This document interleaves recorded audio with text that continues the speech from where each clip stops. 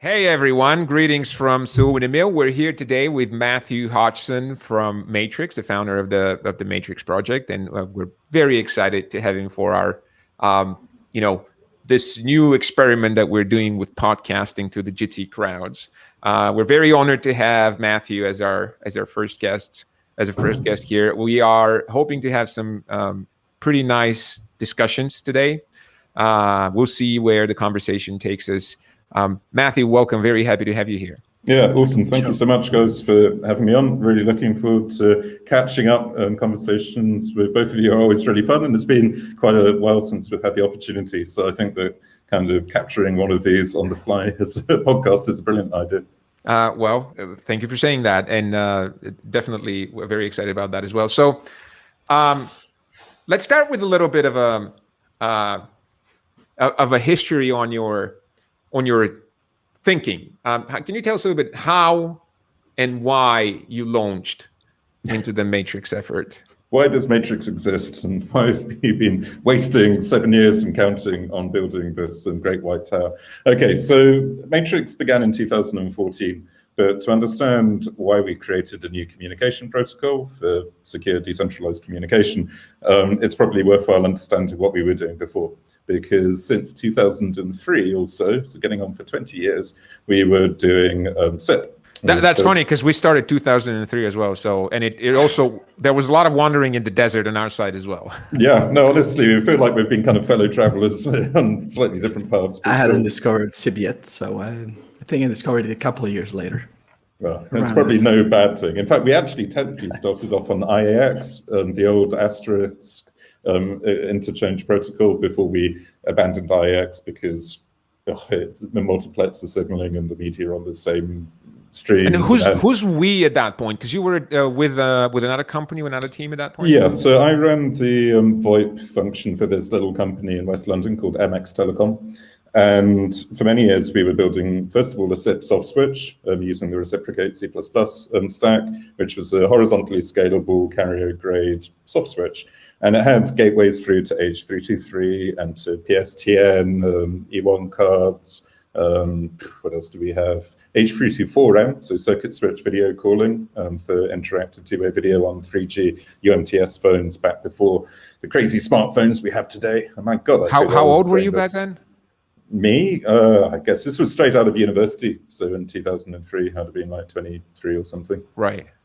So we were doing that for about 10 years, and it was a lot of fun because we learned all about SIP. We also built our own media stacks, our own RTP, SRTP, iStun, Turn. Basically ended up with something that felt a lot like WebRTC before WebRTC existed. And then when the smartphones came along, we ported our server-side stack and ran it client-side. So this probably is something very familiar in terms of the stack that, of course, on the Jitsi side, pre-Jitsi Mate, the sort of communicator app was doing, and we ended up with a very, very similar product. Admittedly, it was C++ rather than Java, but we ended up running it both on iOS using like native C++ linked from the Objective-C. We put it in JNI on Android, and then also on the desktop, we had it running as Win32 binaries, and we also had a really weird thing where we did the front end in Macromedia Flash, and then talked over a local TCP socket to a Windows daemon so that you could embed a softphone in a web browser. So what I'm taking out of this experience is that from your early days, one of your missions was to be able to talk to a bunch of different things, to interconnect a bunch of different things. Yep. It was literally just trying to build, at this point, not open source, by the way, this was all proprietary server or SaaS cloud-hosted infrastructure that we would provide. And we called it TNG, Next Generation Telephony. Nothing to do with Star Trek, The Next Generation at all. And TNG was literally meant to be a Twilio-style product where you could go and route calls or messages from A to B, and it would have functionality like billing, transcoding, archiving, and basic IVR services. And it also could hook up to a full IVR layer on top for whatever sort of interactive. And at some point, had that transitioned as part of Amdocs? Was that an acquisition, or? Yeah, so the company got bought by Amdocs, the big Israeli telecom supplier, in 2010. So I guess we've been at it 7 years or so at that point.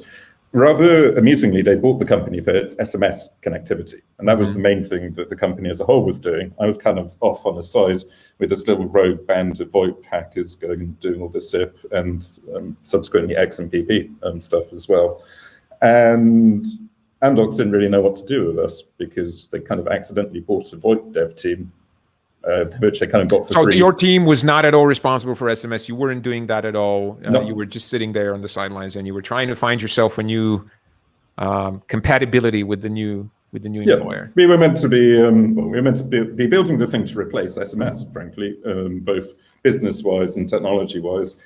And after a little time rattling around inside Amdocs trying to find compatibility, as you say, we got lucky, and Amdocs realized that if they mixed together my VoIP team with the mobile development team that they had also acquired a month later, a company called Stromezzo in France, which was a spin-off from France Telecom, based up in Rennes in Brittany, that if they combined those guys with my guys, then you could start building smartphone apps with a VoIP stack in it, as well as messaging and address book and merged address book, all of these kind of features, and start competing with Skype or WhatsApp or that sort of thing. It was all the rage back then, right? Competing with Skype. Everyone was, that was kind of the gold standard of, or rather, I think, what people perceived is, oh yeah, I guess that's how telecommunication has to look now. Look at how successful Skype is. Let's try and do the same thing. Yep, precisely. And this was 2011 after all. So yeah, WhatsApp barely, it was just starting to come on the scene at that point. But and you can argue actually that WhatsApp was pretty similar to Skype in its in its way of perceiving the world. And essentially, you have the same silo approach of, look, we're one service provider. We give you clients and services and everything, and we try to make it as easy as possible for you to start chatting. Right? Would you agree with that? Yeah, absolutely. I would say that Skype was trying to disrupt the PSTN for voice, and WhatsApp was trying to disrupt SMS for text, basically. So for me, what Skype brought to the table was a departure from, like everything else before Skype, you built things to look like a phone because that was what you had as an inspiration. So a big dial pad in the middle, and you chased the things with the button, and it was numbers, and extensions were numbers. And what Skype brought was the same communications pattern, except that it was buddy list driven.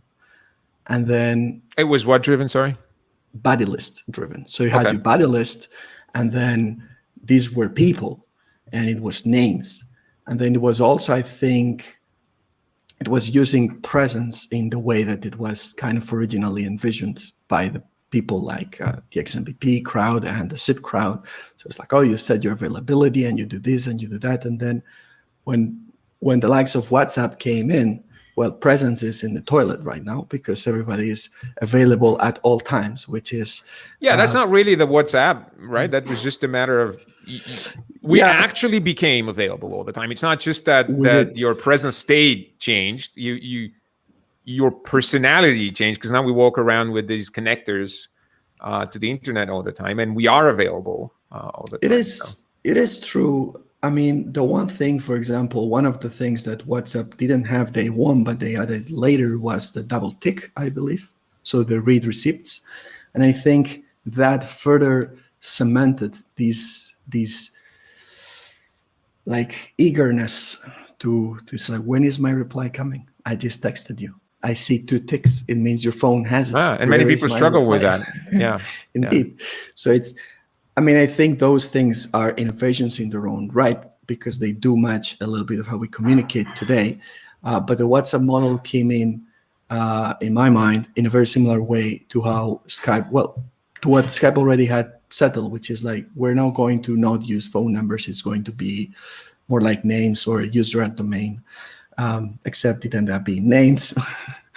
And for me, that is the one thing that differentiated Skype from the rest, apart from the audio quality and especially the echo canceller, which it becomes relevant in the WebRTC context a few years afterwards. But I think those two things, if I remember the early days, it were those two things that were very different from everything else before. Certainly interesting looking at the lineage of the various communication apps over the years, and it's not quite a long time now. And it's amazing how much is spent reinventing the wheel, because so much of the functionality is basically the same. And then you're right, that each one there's a slight twist. Like I would say that Viber, for instance, when it came on, was the first one, I think, which actually plundered your contact list in order to identify people based on their E164 numbers, rather than using a random display name identifier like Skype did. And that was a minor twist, but it was quite revolutionary. And then WhatsApp did the same thing and just totally changed that vibe. And you're right, the presence is dead. We hardly use it on Matrix at all. It's implemented, but it's not turned on by default because people use read receipts instead. And frankly, it's a better experience because not only do you know whether the person's online, you also know whether they're reading your message or not. Right. So, so going back to the history aspect of this, I'll try to speed up because at this rate we're kind of doing it in real time. But that's what we're here for. So, so certainly Amdocs takes an interest in, hey, maybe we can build, how would we code that? A new generation communication app, and you start working on it. I remember your first presentations from Matrix. You were very much still with Amdocs. It was an Amdocs, perceived as an Amdocs project. What happened then? So, well, there was 2 years where I ran Amdocs' Unified Communications division with Amandine, my co-founder. I play with computers. She actually runs the business and keeps everything working. Did Amandine come from the French acquisition? Yeah, she did. So it's a very rare instance of the French and English actually working together and not killing each other so far. And I think you guys secretly like each other way more than you like to admit. Yeah, I think there's a lot more overlap than anybody would like to admit. It's almost like we're adjacent countries or something. But it's almost like England is a whole bunch of French people from 1,000 years ago. But anyway, what happened is we spent the 2 years before Matrix selling this clone, basically, of WhatsApp or Skype to telcos. And it was really interesting because we got to learn how to run a business, but also deploying it at carrier-grade scale was fun. We finally got to take our soft switch and we racked it up in data centers for TIM Brazil, for Singtel, and we're talking like 2 or 3 racks of Dell kit, of like Power Edge servers, very dedicated deployment, scaling up to 70 odd million users in Brazil, and the thing worked. It was horizontally scalable, active clustered on the back end, and on the front end, we were using the same stack on the clients with Reciprocate for SIP, using XMPP now for chat, and then using HTTP to glue everything else together, like the address book and the authentication and all that sort of thing. And it worked, and it was pretty successful. The app in Brazil was called Blá, which apparently is a very cool word in Brazilian Portuguese, which I don't really believe. But either way, it was blah.com, sadly defunct now. But that's where we really created the Matrix team, but not the product. And after 2 years of doing that, we had a bit of a crisis because it was working. We were profitable. The deals were like tens of millions of dollars. It was kind of a good gig. It was probably the most successful telco over-the-top messaging apps that people had built. And we got to, I think, 11% market penetration in Brazil, which again, for a random app like this, which is branded for a telco, is unheard of. WhatsApp was at 98.6% market penetration. So, and when you say market penetration in Brazil, you mean what? Of the what's the 100%? 100% would be everybody with a phone has got the app installed and is using it. So 98.6% of Brazilians already have WhatsApp installed and we're using it to communicate. You're talking about now, or are you talking about back then? No, that was in 2014. Okay. I believe. At least that was the stats which perhaps it was the percentage of users of TIM Brazil who were on WhatsApp. So they had like 70 million subscribers and they had 69.5. And so just so I understand the relationship, back then you were offering a solution to a Brazilian telco. They were the ones that were bringing the app out and marketing it and all that. Okay. Yeah, precisely. And they did a good job of it. And literally, if you went to the front page of TIM Brazil, the left-hand side was promoting Blá and the right-hand side was promoting zero-rated WhatsApp. And WhatsApp had a bit of an advantage on the global scale. Why do you think that was? Network effects, and also, honestly, first mover advantage, global network effects, possibly that it's not branded as a telco and that it's an indie app. And also they were moving much faster than us because we were certainly somewhat slowed down by the process of going via a telco. I mean, we liked in Brazil, they were great to work with, but still they're a telco. On what things did they move first? Do you remember? On WhatsApp? Well, interestingly, feature-wise, we were way ahead. We had video conferencing. Like in 2014, it was up to 10-way MCU-based video conferencing on iOS. Did you write the MCU, by the way? Yep, we did. Good job. Not me personally, but it was using, again, the same VoIP stack, like a WebRTC stack that we had for that. Yeah, it worked. And that was like 4 years before Skype did video conferencing on mobile. And I think we were one of the first in the world to do it as a service, a tool.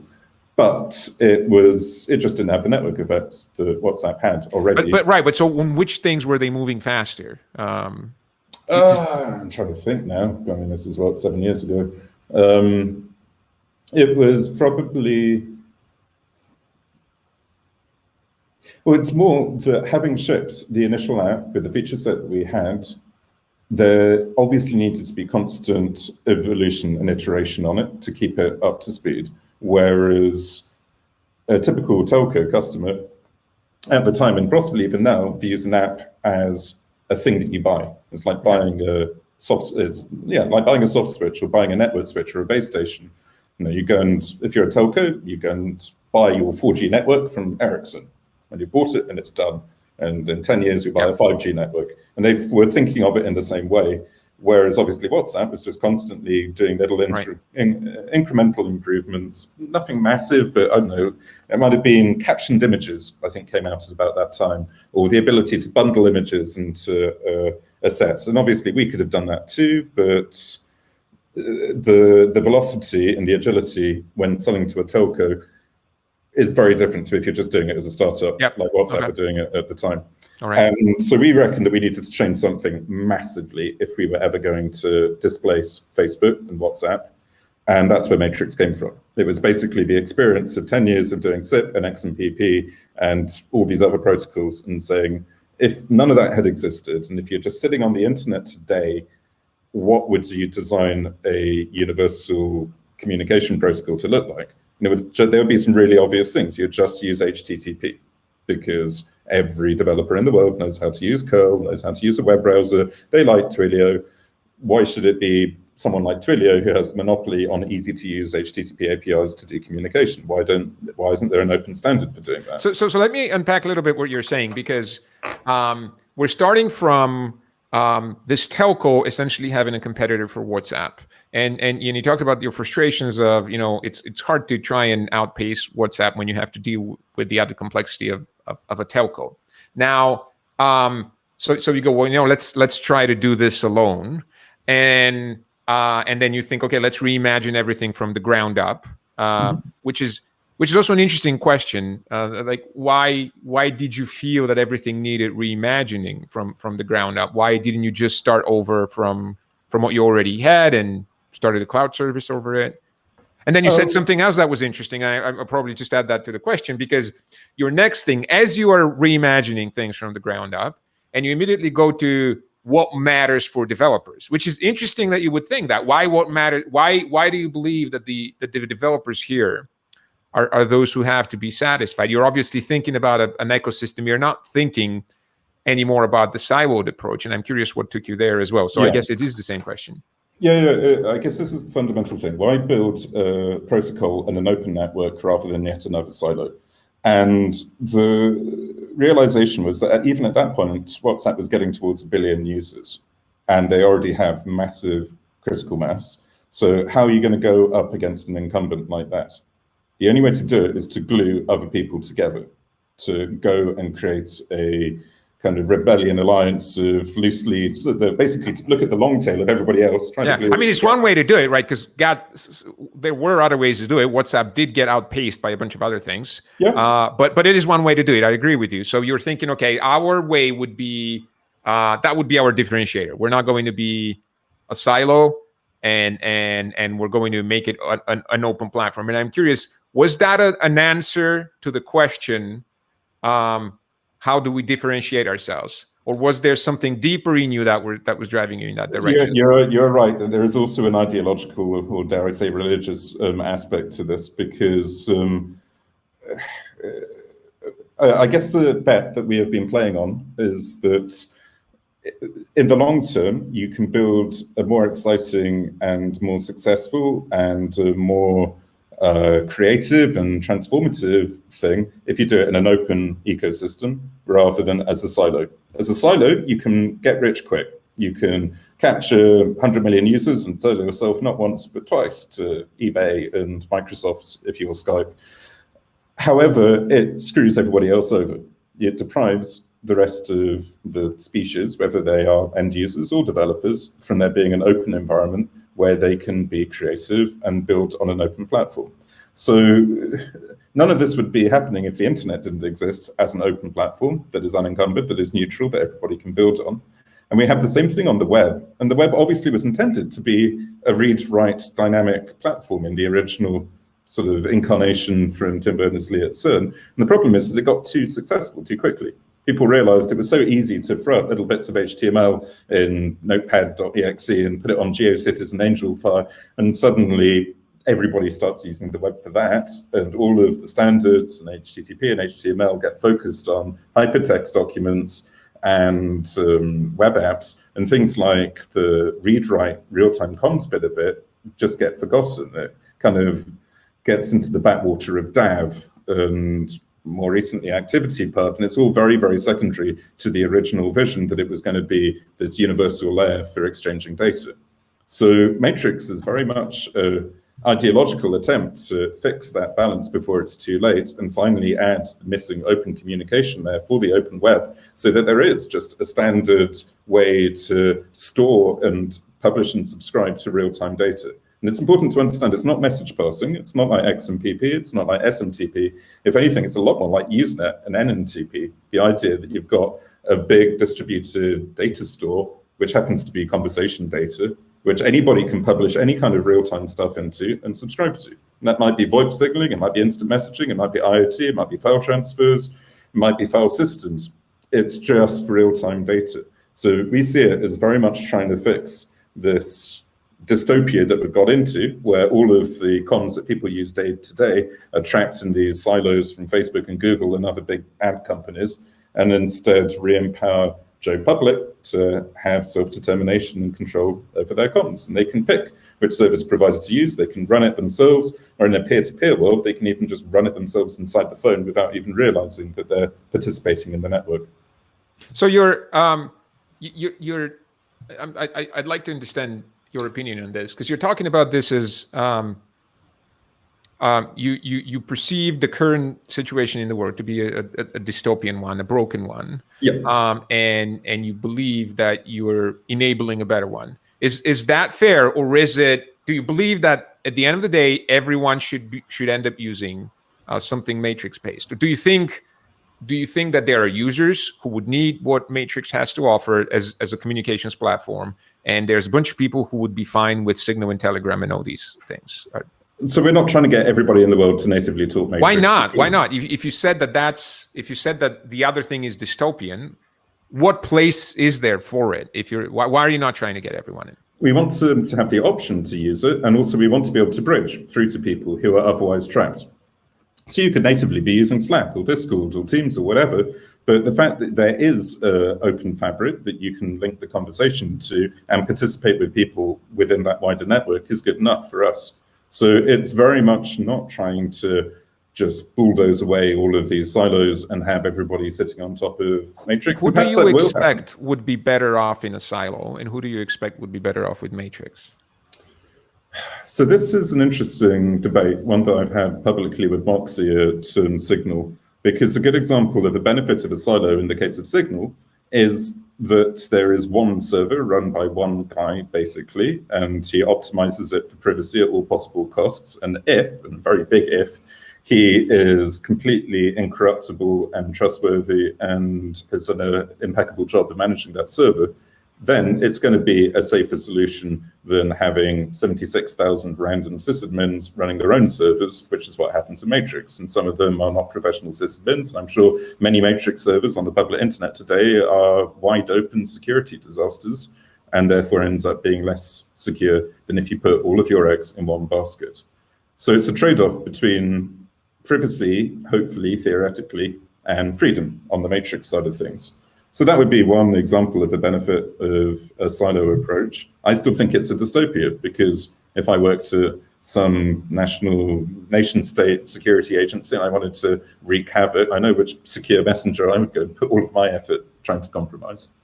Yeah, but don't you think that also kind of in the same way as we gravitated away from presence, we have gravitated towards these siloed things? Like everything, the one thing that remains federated is email. And even so, people that host their email today in 2021, you need to be really careful and do your job very diligently if you want to receive email from, Gmail and the likes. So I remember that when Gmail launched and they had Google Talk, that was when federated messaging flourished in a way, because it could talk XMPP. I had my own server, and then it was cool. And then WhatsApp and all of these things happen, and people are not, we all complain about having 10 apps in our phone. But other than that, everything is available. So you did mention that that these two different approaches, like having these interconnected islands has certain challenges, like federation in and of itself has this, it's a lot harder to ensure security, safety end-to-end. How do you deal with rogue agents? So what is, do you think this will be where things will end? Or do you envision a day where, well, maybe you end up having Element be like Signal, a big central thing hosted by you? Do you have numbers on Matrix Federation that show you how healthy the ecosystem is? Yeah, well, lots of questions there. Let me take the sort of fundamental one of whether it's inevitable that things move into silos. And I think part of it is that you're right, it's so much easier to build a silo than a decentralized system. And I know firsthand, because for 10 years, we built proprietary silos. And then for the last 7 years, we've been building precisely the same thing, except now it's open source and it's decentralized and it's standards-based. And it's literally the same team of people who have done both.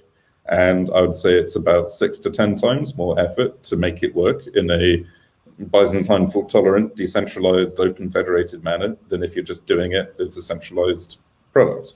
So why would you do that? If I walk out of the office and go on a Chiswick High Road and ask some random guy on the street, how much is it important to you that your messenger is decentralized and built on an open standard and is end-to-end encrypted? The 99.9% chance is that they don't care at all. So why would they even use this rather than WhatsApp or the alternative? And the fact is that it has to be better. It has to be at least as good in terms of features. But if you have put in that effort to go and create a new protocol and a new stack and a new industry and a new ecosystem of people participating within it, then, and it is as good as the centralized alternative, then it's more, should I use an encrypted product or an unencrypted product? They do the same thing. It costs the same to me. I think I'll probably use the encrypted one because it seems better, it's more safe for me. And if we can get to that point, and we're very close to it now, I think that people will go and pick the option that provides freedom to pick their own provider, the one that gives end-to-end encryption, rather than the one that is provided by the rather sketchy, untrustworthy, greedy ad company. But there you mix two things here. Well, not mix, but mention two things. One is freedom, and the other one is encryption. Mm-hmm. And so, for example, WhatsApp claims to have encryption, and we cannot be sure. We have been told by a guy that it checks some boxes. And what, the thing is, for Joe Random on the street, is like, well, they say it's encrypted, and there's no proof otherwise. So don't you think it will take a lot of convincing to tell people, hey, this is more better, than the other thing? Yeah, there's a definite risk that they won't trust, or that they won't understand the difference. They won't believe that it's encrypted, and a lot of it is purely perceptual.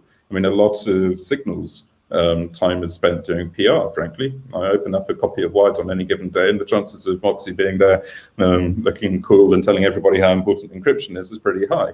And here's the savvy, here's the smart guy, and he realizes how important it is to tell almost market signal, irrespective of the reality, as an important thing as encryption is a necessity. But the fact is that humanity has realized in the last 4 years that there are some pretty dystopian side effects of centralized communication silos, that you do become literally a propaganda target, that you become victim of some addiction algorithm that is optimized for addiction rather than your own well-being, and all the other very obvious things which we now understand are unfortunate side effects of the typical Facebook, Google model. Oh man, I'll take you up on that one, because I think people are, it's way too easy to bash on the Facebooks and the YouTubes for their algorithms, and I think people have been taking that facility more than they should, because you and I and Saúl were around in the days where people were on IRC, and we remember that the addicted types existed back then as well. I know people who were just going through the night, having pointless conversations and fights and unencrypted pointless conversations. Unencrypted. So I would actually argue that entire addiction is much more a function of our desire of the fact that now communication is so easy, and that we get to cherry pick what communication we have and what information we receive.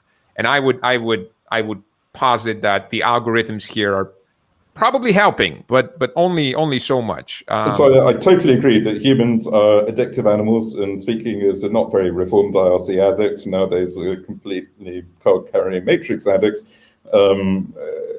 people can get themselves addicted to all sorts of things without any help. However, it's a particularly toxic feedback loop you get when the content that you're being produced is deliberately targeted in order to make you more shocked and horrified and addicted and disgusted, and generally it doesn't optimize for quality by any metric whatsoever. It is literally just trying to fuel that feedback loop. So I see it as a second order. Do you think that an open platform would optimize for quality of communication somehow?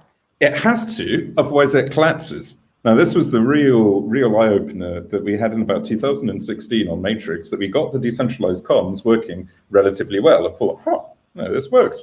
I can see this replacing SIP. I can see it replacing XMPP, potentially. This is great. Oh, wait, hang on a second. Anybody can join this network. It's end-to-end encrypted, and anybody can run a server, and you can use it for anything you like. What could possibly go wrong? And obviously, you end up with an awful lot of people using it for an awful lot of different things. And some of them are fine, and some of them are, depending on your particular viewpoint, potentially really not fine at all. So you have to provide the tools. You have to empower the users to be able to filter out the stuff that they don't want to see. So basically, they need an algorithm to surface the content they are interested in.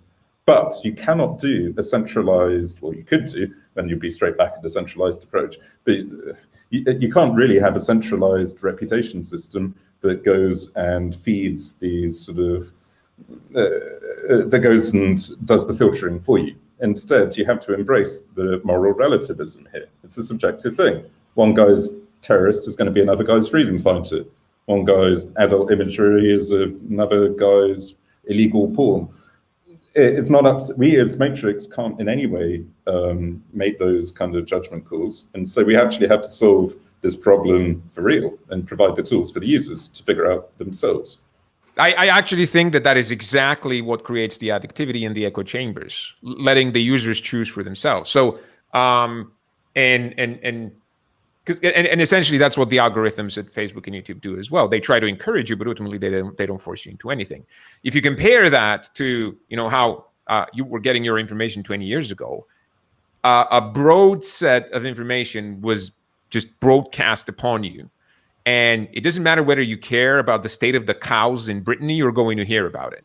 And the reason you hear about it is because back then the medium was so expensive that the people who had licenses for the medium, whether it was the broadcasters or the radio stations and all those, they had no choice but to try desperately hard to optimize for the highest possible audience. So they had to have a little bit of everyone. a little bit of everything for everyone. And you end up kind of getting alternative viewpoints in spite of yourself, just because, you know, there's a show about the cows and you hear about the problems with the cows, and now you know at the back of your mind that people worry about the cows. And if you think of it, that's kind of the main value of Sunday church gatherings as well, right? That you get to rub shoulders with your peers, the ones that you wouldn't necessarily talk to, but now you hear that, you know, this family's kid is sick and the house for these other people burned, and that's because they were, you know, this other guy with the tractor burnt it down accidentally. So now you know the tractors can be a problem for some people. So it's I actually think that when it's not that I'm disagreeing with you, because there's a part of what you said that I very much agree with, while or maybe all of it, you know, it's at the end of the day, maybe that's a little bit too lazy for us to rely on public broadcasters to service our information diet, because obviously now they're in control and can spin things in a way, which they always have been, to a limit, right? Because they couldn't afford to do it that much. So that is the key balancing act, right? I think it's a really good analogy that if you're an IRC network 20 years ago, and you type /list and you get like 100,000 channels about every random thing in the world, and you have to kind of vaguely pick your way through it, you don't have any good tools to pick your way through it. You might eventually find the correct # Linux or whatever it is that you were looking for. Then you suddenly flip forward to the other extreme, and everything has been curated for you by an algorithm that you have no direct control over at all. You can try or a broadcasting network, right? Or precisely. But on broadcasting networks and newspapers, it's really interesting that you do have some level of very coarse editorial control, because you choose whether to dial into Fox News or to CNN or read The Guardian or read Breitbart or whatever it is. But you don't even have that on that actually happened a little bit later. Originally, there were like 2 broadcast stations. Like I remember when I was a kid in the 80s, you had 2 channels, and it didn't have that much of a choice.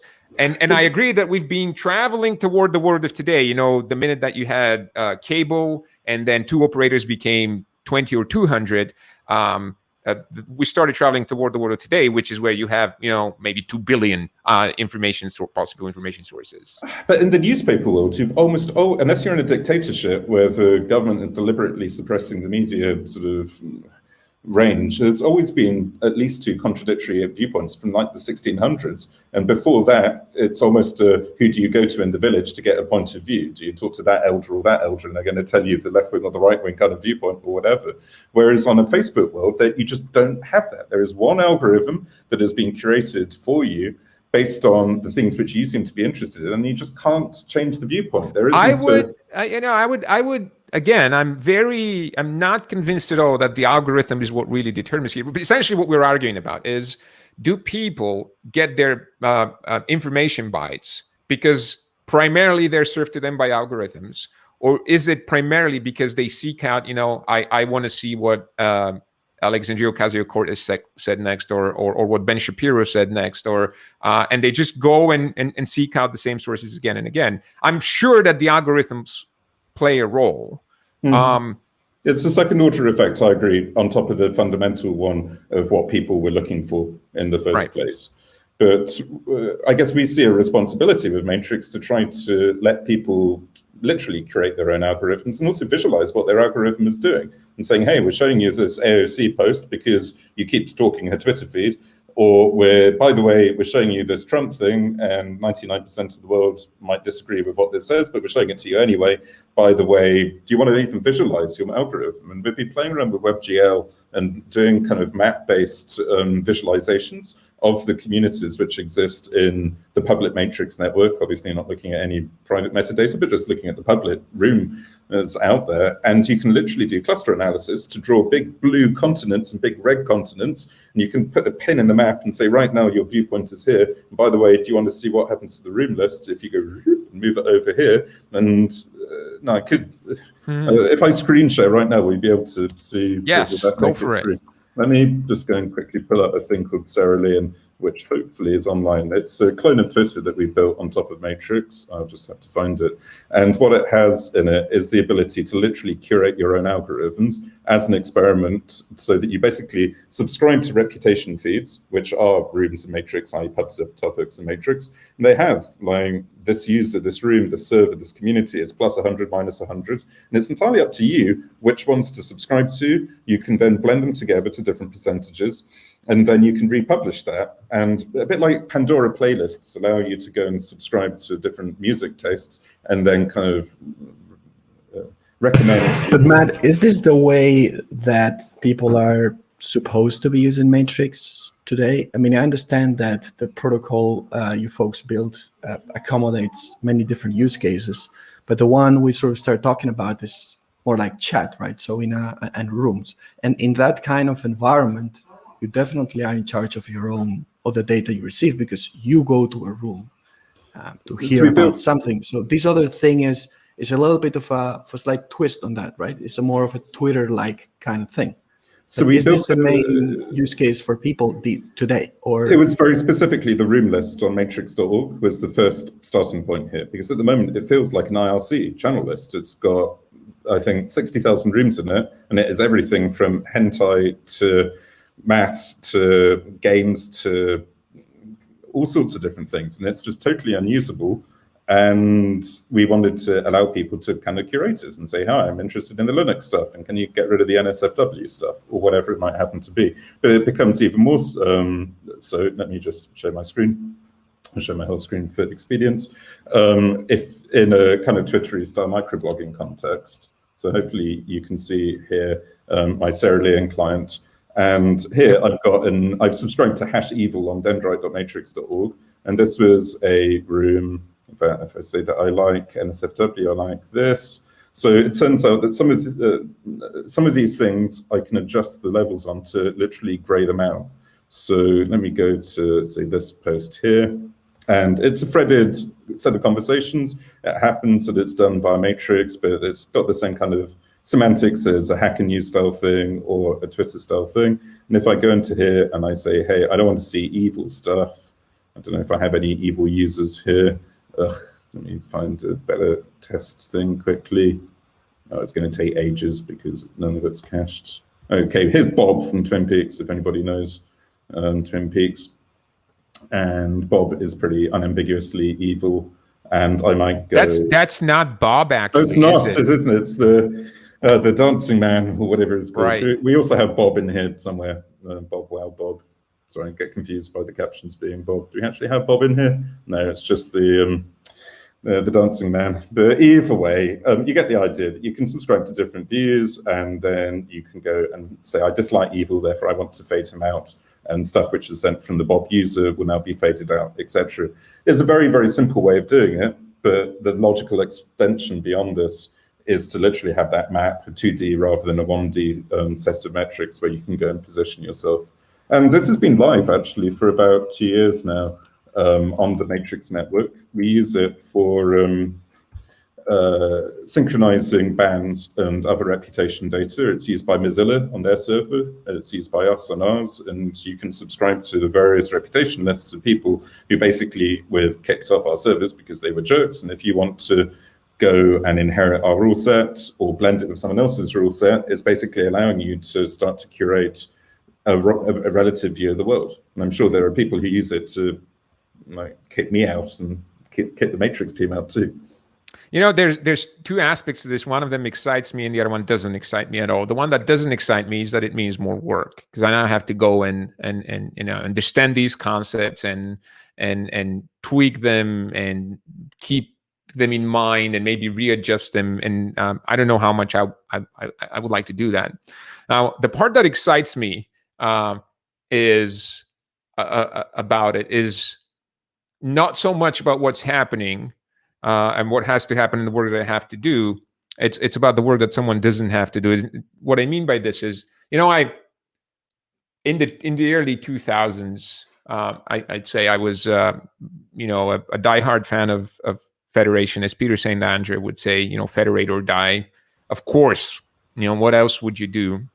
And then as time evolved, as we evolved with time and we struggled as a business and for various reasons. And I started really questioning it, and I was looking at users and how happy they were using one option versus another. It really wasn't obvious to me that federation was bringing anything of substantial value, and it was obvious to me that it is making things harder in terms of innovation, because you have to keep moving parts up at the same level and then act accordingly when they're not at the same level, and the complexity was hugely increased. So I guess at one point I was just, I don't know why you would bother. I don't know what the problem is with having 10 apps on your phone and just using 10 different networks. I'm not convinced that there was a problem.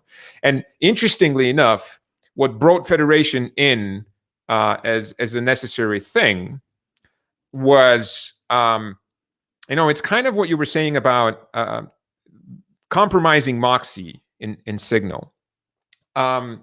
Interestingly, though, it's not the secret services that compromise that single party. It's not the NSA, it's not the CIA. What I think we've seen way more often and way more obviously is we, the mob, compromising them. So if you look at Facebook and Twitter, now you're essentially, they are Moxie in their own silos. They run which makes them, look, if I have a problem with what's going on that platform, I know who I have to go and shout at. And these people are going to cave in, and if the mob is big enough. So you end up having Twitter and Facebook essentially having to pick sides in ideological debates, philosophical debates, really, where they really shouldn't have to pick sides. And once they pick, they end up curating views that are, morally not outrageous, but simply incompatible with one way of viewing the world.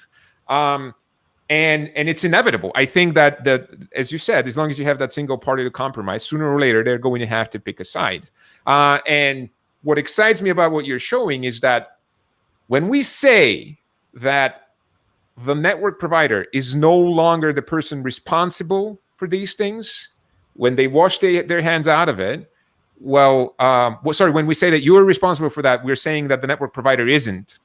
And so now they're free from that. And now you can, I find the Parler case specifically outrageous there. Like that they were just an information network that were trying to appeal to a certain crowd, but they were a technological application. And overnight, they find themselves completely shot to death. We know we just taking them down from 2 app stores, and which is outrageous, but at least I can understand. And then Amazon piles in, which felt almost like it's like, oh, we want to be part of the cool kids too. We want to show everyone. No one knew that Parler was using Amazon, but we're going to tell everyone that we're also cool because we can also ban them. Look, and it was so outrageous that these things were happening. Tar and feathering essentially. So that's what excites me about the idea of federation, about the idea of leaving those responsibilities to people. I think they would hate it, but at least it wouldn't be a single party responsible for it anymore. I mean, and this takes me to my next line of questioning, and which was going to be, how much more time do you have? Do you have another 15 minutes or so? Or I've got a bit of a stop on the hour. I can go a few minutes over. Sorry. All right. So you guys just went over and had a very successful funding round. Congratulations. I'm really happy for you all. I remember, I'm actually very admirative. You had very hard beginning after Amdocs. Money was scarce. And you persevered. You tried Patreon. You tried contracts. You tried a bunch of different things, and you finally found some peace and calm, and the ability to project yourself in the future. And am I wrong to attribute that to the fact that you sort of found a good match with a certain type of audience that means business, that has money, and that can pay for for various services that you're offering, and it's now easier to understand why Element will be a successful business enterprise. Would you agree that that's kind of a big part of the reason? Oh yeah, absolutely. I mean, if we hadn't found people wanting to use Matrix and frankly to get that network effect starting to expand exponentially, then it would have been an interesting exercise that fizzled out like 7 or probably more like 4 or 5 years ago when we span out of Amdocs in 2017 to go and set up what is now Element. And you're right, it was a very wobbly time. We had no funding at all when we left Amdocs, and we pooled our severance money together and said that we would work together for 3 months on Matrix to see if we could make a go of it. And luckily were able to prove that it had legs enough to raise investment. And then since then, it's been pretty good. And the way in which we proved that there was appetite for this was first from public sector deployments, the entirety of the French state coming on board. Why do you think they were interested in you? Because they want to control their own communications. They don't want it to be sitting unencrypted in America. If you are a country and you want to communicate, then you want to have it under your own roof. And you certainly don't want it unencrypted, given that it could be used for really sensitive things. And that has been our initial niche, but it's then expanded all over the shop, obviously in the open source and the kind of nerdy domain that's been very popular, but also big private sector companies, particularly those who interface with the public sector, find themselves wanting to be on the same communications network that the public sector guys are on. So you literally get a network halo effect, a bit like the early days of email and the internet, that sure, you could be on CompuServe or SprintNet or AT&T Net, or you can use this slightly hippie ARPANET SMTP thing that all the universities use and the DoD uses, and that's the one that wins in the end. And we're literally seeing that pattern working out at the same time. By the way, going back quickly, it's gotta be something extra, right? I mean, there's other similar projects that do the self-hosted things that you can deploy with reasonable encryption. I mean, do you think that encryption is your number one reason why Matrix is more appealing to governments? No, it's very much the decentralization as well as the encryption. It's the fact that you can self-host. Obviously, you could run a Mattermost, you could run a Rocket Chat or a Wire or whatever, but it would not federate, basically. I mean, I think Rocket Chat has got basic private federation going on these days, but it's not like you're part of a much larger network, and it doesn't have the partition resilience that you get in Matrix, that even if there is a net split briefly, it goes and merges up seamlessly afterwards. And that's the real kicker, that in France, we've got 65 deployments, and it's roughly 3 per ministry. And you've got the public-facing one, and then you've got various sort of air-gapped internal ones, and they all can talk to one another. So it gives the IT departments complete self-sovereignty as to whether they run it on-premise, in a private cloud, public cloud, wherever. They run it on Windows or run it on Linux, it doesn't matter, because in the end, it can all go and participate in that wider network. When you have other countries also coming on board, like in Germany, there's the entire health service now, Gematik, mandating Matrix as the way for the health industry to intercommunicate, or the Bundeswehr, the armed forces, again, using it throughout the whole thing as the one way to communicate. Then it's a no-brainer that the French Ministère des Armées will want to go and talk to the Bundeswehr and have the same protocol for intercommunicating. Then we provide bridges to XMPP for talking through other coalition comms and NATO stuff where there's lots of XMPP. And I think the only alternative really would be an XMPP-based approach, but for whatever reason, there doesn't seem to be a competitor to Slack or Teams or Discord, which is built on XMPP. And if there was, then perhaps you wouldn't have gone off and written one on top of Matrix. You wanted to go back to something? I wanted to go back to the comment about moral relativism in big tech and the fact that federation does give a way out for the rather sticky ethical decisions that the Amazons and the Googles and people have to make. And it's worth noting that Sarah Lynn is actually done in kind of partnership with Twitter, who have a very future-looking view on this. And the reason it's called Cerulean is that Cerulean is a shade of blue, and this was done as part of the Blue Sky decentralization project that Twitter have been experimenting with, and that's why it is a clone of Twitter, but built on top of Matrix. So I would definitely agree that an advantage here is that it kind of avoids any of these slightly concerning, very autocratic decisions, and instead I would call them very concerning, actually. That's probably one of the things that concern me the most. Definitely more than even for the average user. I think they're definitely more concerning than the risk of NSA.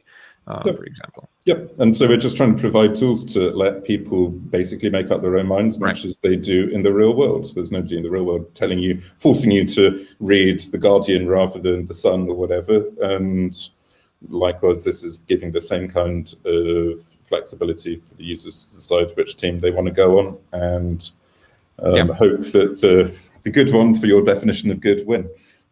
Matt, this was Matthew.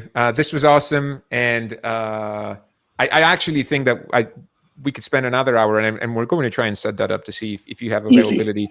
Talking about, I'm very interested in diving into the government use case and what exactly works for them, what doesn't. So let's. I hope it's all right with you that we try and schedule another one of those. Sessions I love the idea that rather than having hey, we should have a sync up, we could, hey, why don't we double it up and use it as a podcast too? Exactly. So let's try and do that. And we'll pause here for the time being. It was really tons of fun hearing your perspective on all these things, and I'm very, very happy that we get to start this with you. Thank you for agreeing to spend time with us. And so, did you want to add anything? Did you want to add anything at closing? I'm very much looking forward to another session where we dive into some other topics as well. I'll admit we did have a little bit of planning. We put some topics in a list, and I think we barely scratched the surface. But that's fine. That's a good sign. Exactly. Yeah, it's a great sign. And for example, you did briefly touch on the peer-to-peer aspect. I think that's another really interesting topic where we can dive into because it has evolved a lot across time, and you folks have some really interesting stuff. We had a breakthrough a couple of months ago with a whole new routing algorithm called Snack, which I would love to talk about. But yeah, thank you for the opportunity to chat and to be part of the first broadcast. I'm honoured, and it'll be really fun to follow it up at some point in the future. Sounds good. Enjoy your weekend. Bye-bye. Thanks, guys. Bye. See everyone.